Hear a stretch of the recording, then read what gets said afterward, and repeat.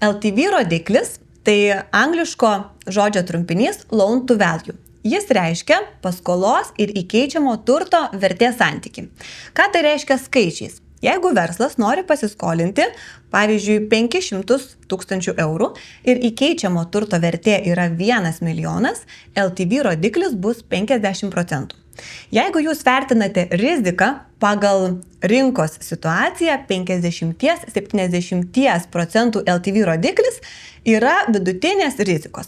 Jeigu LTV nesiekia 50%, galime sakyti, kad tai yra tikrai labai žemos rizikos projektas, na, o jeigu viršyje, tai jau yra didesnės rizikos projektas. Kitas rodiklis, LTC, tai yra taip pat angliško termino trumpinys loan to cost.